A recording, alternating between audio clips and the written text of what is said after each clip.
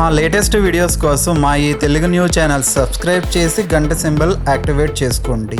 ధనవంతులు అయ్యే ముందు లక్ష్మీదేవి మీ ఇంటికి కొన్ని అదృష్ట సంకేతాలను పంపుతుంది అని శాస్త్రం చెప్తోంది.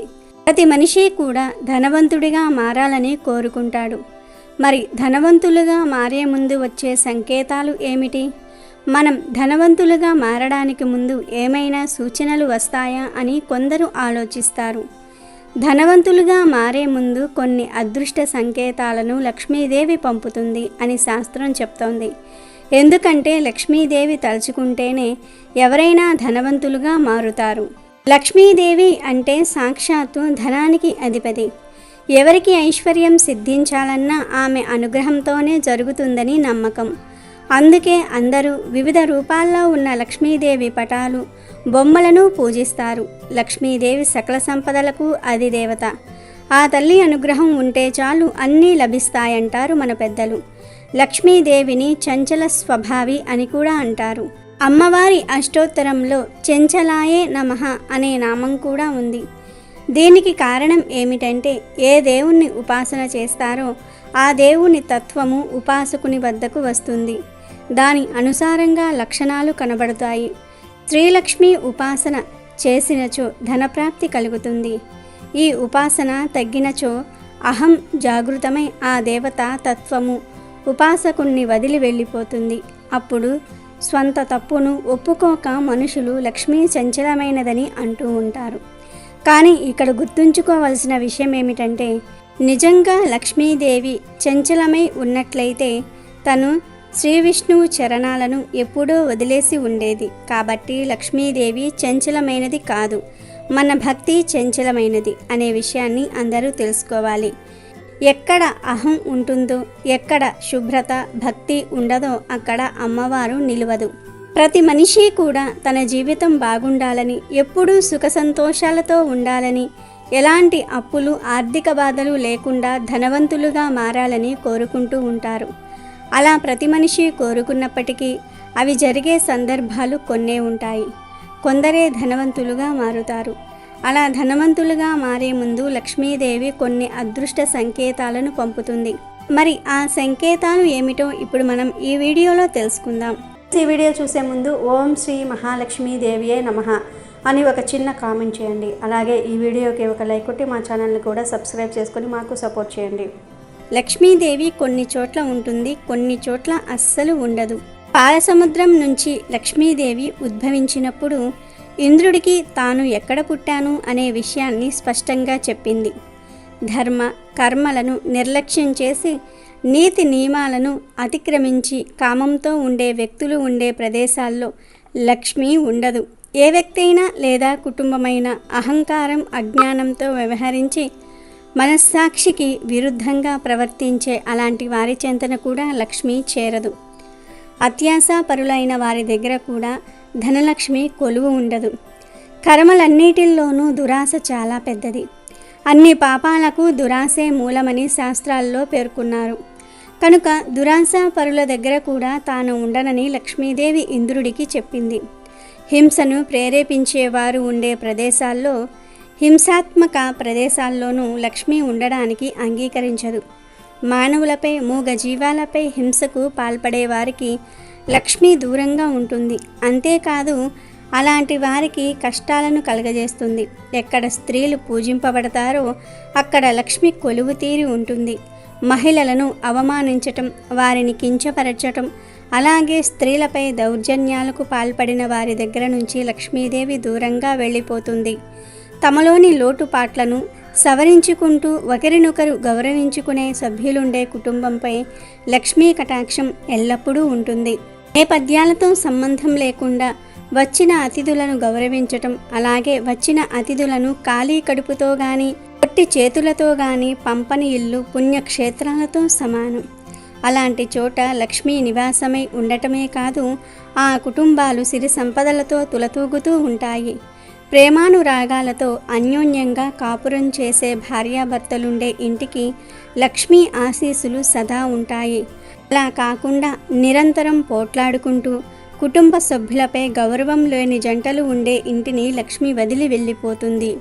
ఒకసారి నారదుడు లక్ష్మీదేవిని, అమ్మా లక్ష్మీమాత, మానవులు ధనవంతులుగా మారే ముందు ఏమైనా సూచనలు సంకేతాలు అందుతాయా అని అడిగాడు.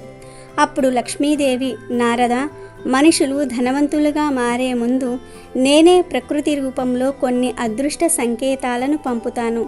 ఆ సంకేతాలను గుర్తించి ఎవరైతే వారి శక్తి అనుసారం కష్టపడతారో వారిని ఖచ్చితంగా నేను వరించి ధనవంతులను చేస్తాను అని లక్ష్మీదేవి కొన్ని అదృష్ట సంకేతాల గురించి నారదుడికి చెప్పింది. మరి ఆ సంకేతాలలో మొదటిది, పూజలో కొబ్బరికాయ కొట్టినప్పుడు ఆ కొబ్బరికాయలో పువ్వు వచ్చినా లేదా కొబ్బరికాయ కుళ్ళినా త్వరలోనే మీరు ధనవంతులుగా మారుతారు అనడానికి దానిని సంకేతంగా భావించాలి. అలాంటి సంకేతం అందినప్పుడు ఆ మరుక్షణం నుండే మీరు నిమిషం కూడా వదలకుండా ప్రతి అవకాశాన్ని అందిపుచ్చుకొని శ్రమించారంటే త్వరలోనే లక్ష్మీదేవి మిమ్మల్ని ధనవంతులుగా మార్చేస్తుంది అని చెప్పటంలో సందేహం లేదు. అలాగే మంగళవారం లేదా శుక్రవారం రోజులు కోతులు మీ ఇంటిపైకి లేదా మీ ఇంటి దగ్గరకు వస్తూ ఉంటే త్వరలోనే మీరు ధనవంతులుగా మారుతారు. అలా వచ్చిన కోతులకు అరటి పండు లేదా వేరే ఏదో ఒక పండును ఇస్తే చాలు, త్వరగా లక్ష్మీదేవి మిమ్మల్ని ధనవంతులుగా మార్చేస్తుంది. అలాగే మీరు పూజ చేస్తున్నప్పుడు ప్రతిరోజు దేవుడి ఫోటోకి లేదా విగ్రహానికి సమర్పించిన పువ్వు లేదా ఫలం కింద పడుతూ ఉంటే ఆ లక్ష్మీదేవి త్వరలో మిమ్మల్ని ధనవంతులుగా మారుస్తుందని అర్థం. అలా దేవుడికి పెట్టిన పువ్వు కింద పడితే ఆ పువ్వును ఆడవారు తలలో పెట్టుకోండి. పూజలో సమర్పించిన పండు కింద పడితే ఆ పండును ప్రసాదంగా స్వీకరించి తినండి. అతి త్వరలోనే లక్ష్మీదేవి మిమ్మల్ని ధనవంతులుగా మారుస్తుంది. ఇక 4వ సంకేతం ఏమిటంటే, కాకులు కానీ లేదా ఇతర పక్షులు కానీ మీ ఇంటి ముందు తాము తీసుకువెళ్తున్న ఆహారాన్ని జారవిడిచాయంటే ఖచ్చితంగా త్వరలోనే లక్ష్మీదేవి మీ ఇంటికి వచ్చి మిమ్మల్ని ధనవంతులుగా మారుస్తుంది. ఇలా పక్షులు సంకేతాలు ఇచ్చినప్పుడు ఆ పక్షులకు ప్రతిరోజు ఏదో ఒక ఆహారం వేశారంటే మరింత త్వరగా మీరు ధనవంతులుగా మారే అవకాశం ఉంది. ఇక ఇంట్లో ప్రతిరోజు దీపం పెట్టినప్పుడు చిన్నగా టప్ టప్ అనే శబ్దం వస్తే త్వరలో మీరు ధనవంతులుగా మారిపోతారని శాస్త్రం చెప్తోంది. ఎప్పుడైనా మీరు గుడికి వెళ్ళి తిరిగి ఇంటికి వస్తున్నప్పుడు యాదృచ్ఛికంగా తెల్లటి ఆవు మరియు దూడ కనిపిస్తే అతి త్వరలోనే మీరు ధనవంతులుగా మారుతారు అనడానికి సంకేతం. అలా ఆవు దూడ కనిపిస్తే వాటికి నమస్కారం చేసుకుని ఏదైనా ఆహారం తినిపిస్తే లక్ష్మీదేవి మిమ్మల్ని అతి త్వరగా ధనవంతుల్ని చేస్తుంది. ఆడవారు ఇంట్లో కుంకుమ బొట్టు పెట్టుకుంటూ ఉన్నప్పుడు చేజారి కుంకుమ కింద పడితే అది లక్ష్మీదేవి ఆగమనానికి సంకేతం. ఇలా పదే పదే జరిగితే మాత్రం అశుభానికి సంకేతం. ఎప్పుడో ఒకసారి అనుకోకుండా బొట్టు పెట్టుకుంటున్నప్పుడు చేజారి కుంకుమ కింద పడిపోతే ఖచ్చితంగా త్వరలోనే ఆ ఇంట్లోని వారు ధనవంతులుగా మారుతున్నారని లక్ష్మీదేవి నారదుడితో చెప్పింది. ప్రతిరోజు ఉదయం లేవగానే రోడ్డు తుడుస్తున్న పనివాళ్లు కనిపిస్తే మీరు త్వరలో ధనవంతులుగా మారబోతున్నారని అర్థం. పదే పదే నల్ల చీమలు ఇంట్లోకి వస్తూ ఉంటే త్వరలోనే లక్ష్మీదేవి మీ ఇంటికి వచ్చి మిమ్మల్ని ధనవంతులుగా మారుస్తుందని అర్థం. అలాగే ఎవరికైనా కలలో నవ్వుతున్న పూర్వీకులు కనిపిస్తే చాలా తొందరలోనే వారు ధనవంతులుగా మారుతారు. పూర్వీకులు అంటే తండ్రి, తల్లి, అమ్మమ్మ, నానమ్మ, తాతయ్యలు, ఇలా ఎవరైనా సరే చనిపోయిన పెద్దలు మీకు కలలో నవ్వుతూ కనిపిస్తే త్వరలోనే మీరు ధనవంతులుగా మారబోతున్నారని అర్థం చేసుకోవాలి. ఇవే లక్ష్మీదేవి చెప్పిన 10 అదృష్ట సంకేతాలు. ధనవంతులుగా మారే ముందు ఖచ్చితంగా వీటిల్లో ఏదో ఒక సంకేతం వస్తుందని లక్ష్మీదేవి నారదుడికి చెప్పింది. కనుక మీకు కూడా ఏమైనా సంకేతాలు అందుతాయేమో వేచి చూడండి.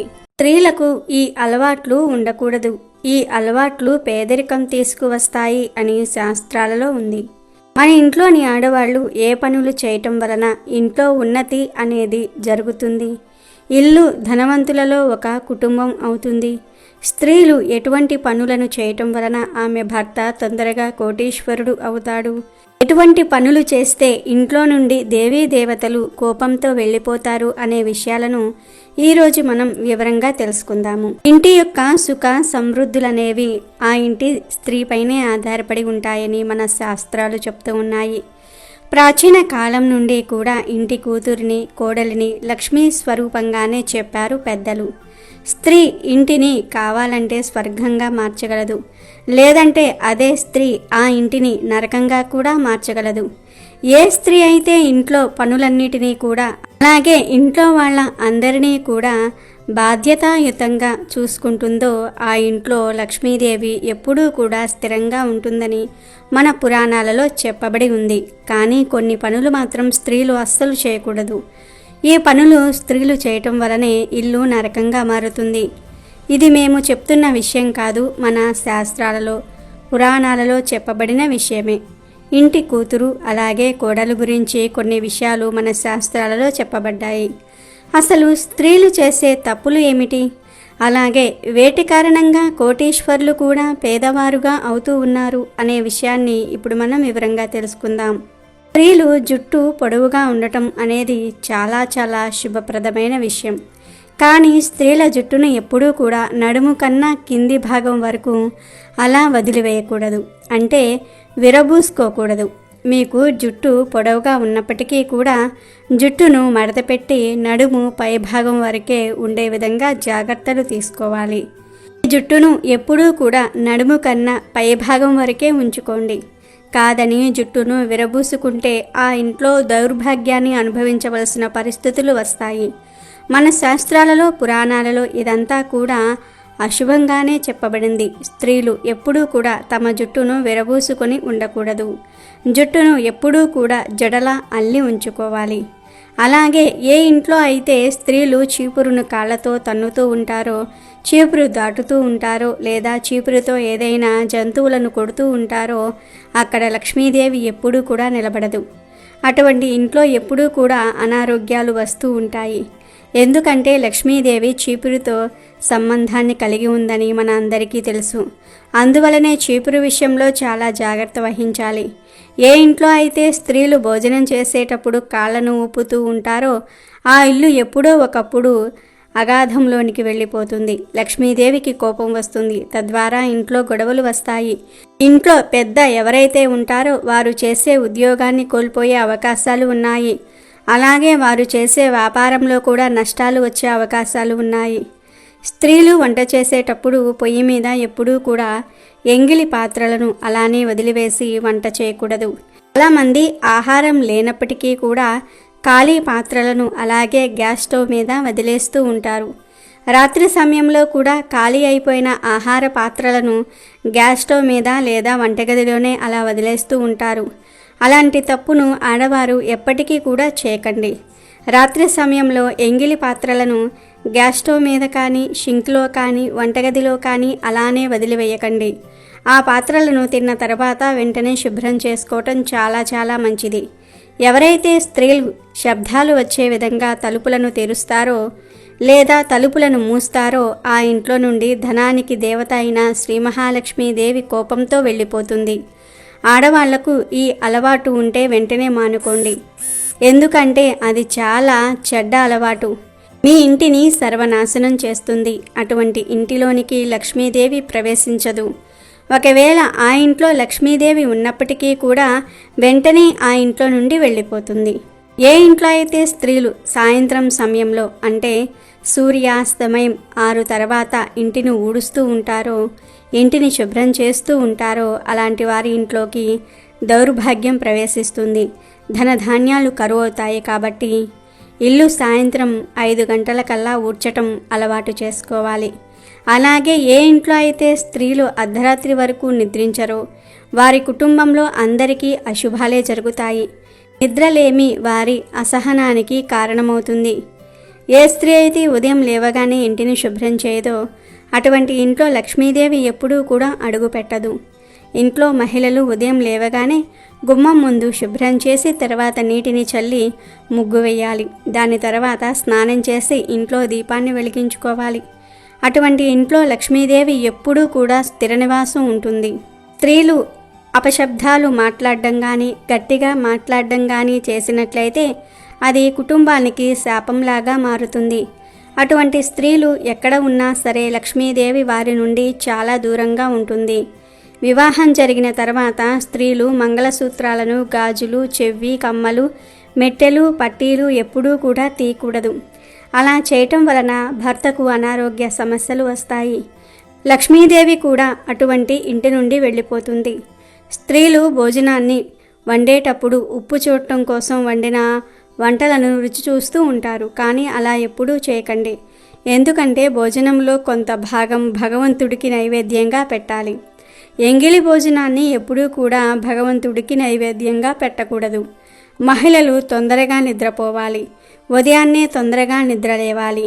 ఎవరైతే స్త్రీలు నిద్రపోవడానికి ఎక్కువగా సమయాన్ని కేటాయిస్తూ ఉంటారో, ఎక్కువగా నిద్రపోతూ ఉంటారో అక్కడ రాహువు, కేతువు ఇంకా శనిగ్రహాల యొక్క దృష్టి పడుతుంది. ఎవరైతే స్త్రీలు ఎప్పుడూ నిద్రపోతూ ఉంటారో వారిపైన దేవీ దేవతలు కూడా కోపాన్ని చూపిస్తూ ఉంటారు. అందువలన ఒక నియమానుసారంగా మాత్రమే నిద్రించాలి. ఎక్కువగా నిద్రపోవటం అనేది ధనహాని ఇంకా అనారోగ్య సమస్యలను కొని తెస్తుంది.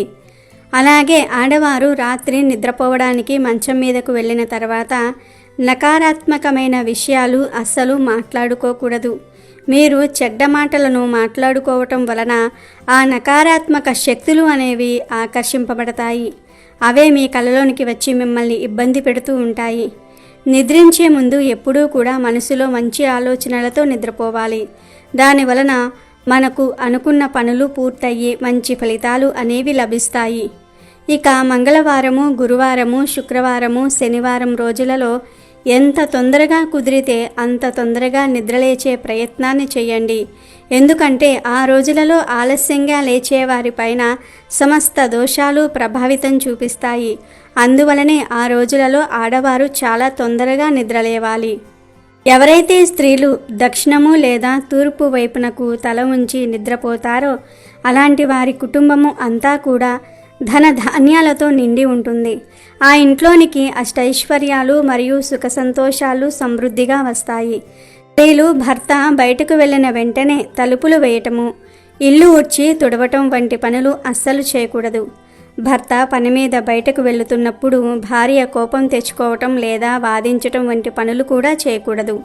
ఇంట్లోని వారి మీద చీటికి మాటికి అరవటము, కోపగించుకోవటము, కన్నీరు పెట్టుకోవటం వంటివి ఆడవారు అస్సలు చేయకూడదు. భర్త బయటకు వెళ్ళగానే గుమ్మం, వాకిలి శుభ్రం చేయకూడదు.